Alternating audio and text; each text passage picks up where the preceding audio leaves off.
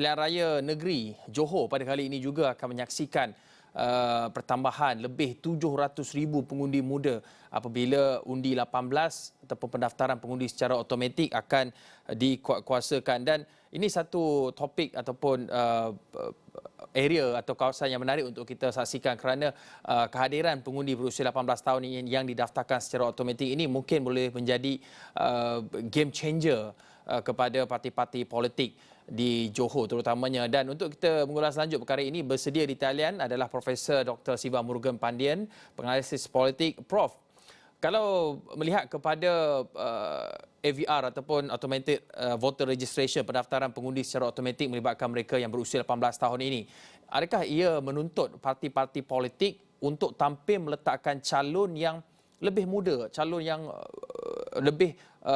calon baru untuk memenangi hati lebih 700,000 pengundi muda ini nanti, Prof? Ya, okay. Kalau kita perhatikan hampir 60% daripada pengundi di Johor adalah yang berdaftar di bawah undi 18 dan ke atas. Bermakna mereka boleh memberikan impak ke atas keputusan raya tersebut, melainkan mereka membuat keputusan untuk tidak keluar mengundi, sama seperti trend ataupun gelagat pengundi yang kita lihat di beberapa buah negeri.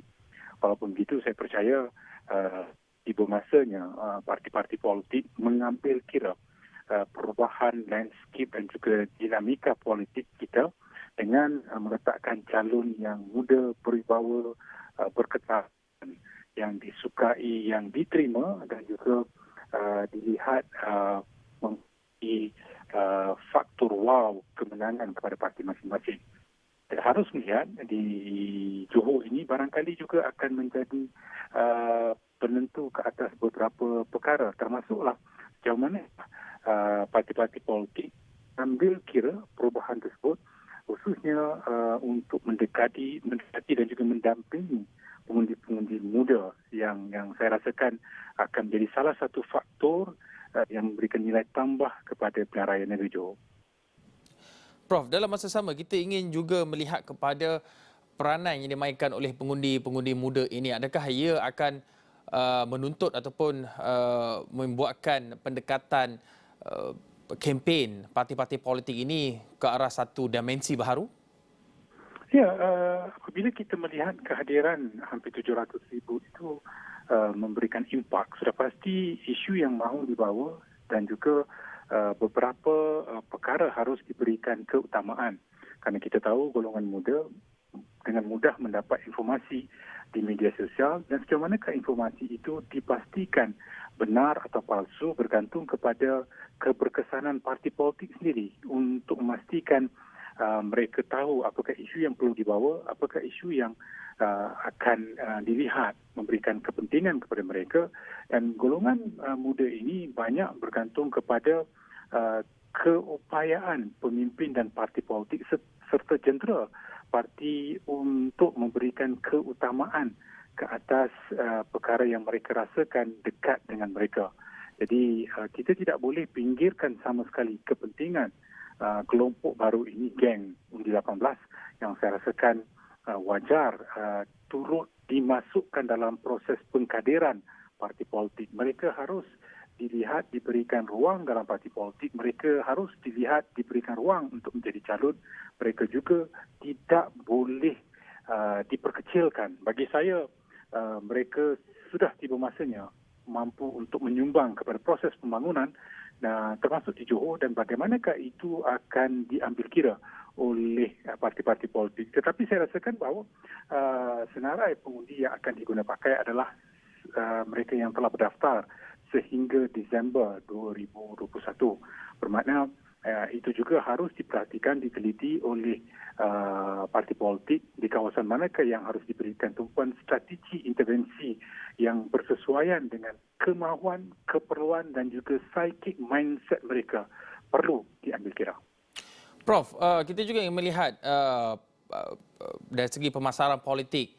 Kita tahu sasaran utama majoriti pengundi di Johor adalah pengundi Melayu di luar bandar, kekuatan kepada UMNO dan juga Parti Bersatu setepas sebelum ini. Tetapi dengan dinamika parti-parti politik dan juga coalition ataupun gabungan ketika ini, adakah ia mampu memberi indikasi ada peralihan sokongan pada peringkat awal, bacaan awal ketika ini yang akan memihak kepada parti-parti tertentu ataupun it's a level playing field? Saya melihat begini ya, Dewan Undangan Negeri tidak mungkin dibubarkan, melainkan ada keyakinan dan kepercayaan yang tinggi pada parti pemerintah untuk melakukannya dan mendapat mandat baru.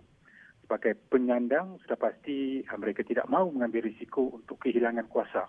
Tetapi pembubaran itu dilakukan juga dan saya percaya parti pemerintah yakin akan menang dengan lebih besar daripada apa yang telah dilalui pada tahun 2018. Barangkali strategi dan juga pendekatan yang telah diguna pakai di Melaka akan diguna pakai sekali lagi, bergantung kepada peratusan pengundi yang rendah akan keluar dan juga sebagaimana yang dikatakan oleh sebahagian daripada pemerhati bahawa parti pembangkang masih lagi belum mampu untuk mengukuhkan kerjasama mereka. Tapi saya juga melihat kalau dirujuk kepada strategi untuk membubarkan Dewan Undangan Negeri, sudah pastilah ini juga melihat kepada sejauh mana parti pemerintah sudah melakukan persediaan rapi dan mungkin itu boleh kita jadikan sebagai sandaran seolah-olah memberikan kelebihan kepada parti pemerintah. Kalau kita perhatikan wujud 3 trend yang berbeza ya Hakim. Kalau di Perak dulu peralihan baton berlaku selepas wujudnya undi tidak percaya ke atas Menteri Besar ketika itu. Jadi pertukaran daripada Menteri Besar Bersatu kepada UMNO berlaku dengan licin. Di Melaka pula wujud ada yang lompat parti sehingga menumbangkan kerajaan yang sedia ada. Di Johor pula lain. Di Johor kita lihat itu dibawa oleh parti pemerintah tanpa kehilangan sokongan.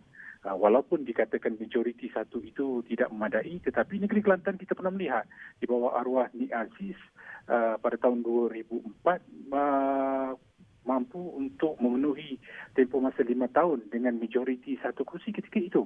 Jadi saya rasakan di sini sebenarnya adalah untuk memulihkan pengstrukturan, pengukuhan dalaman parti sendiri yang tidak mahu bergantung kepada parti-parti lain. Barangkali itu punca mengapa pilihan raya negeri ini berlaku dan mungkin di sinilah kita juga akan melihat sejauh manakah kerjasama dalaman parti itu dipertingkatkan, di manakah kedudukan UMNO Barisan Nasional, apakah mampu untuk mengulangi kemenangan besar di Melaka, di manakah kedudukan Bersatu kerana pengurusi Perikatan Nasional, Presiden Parti Bersatu juga adalah dari Johor. Dan yang ketiga, di manakah muafakat nasional?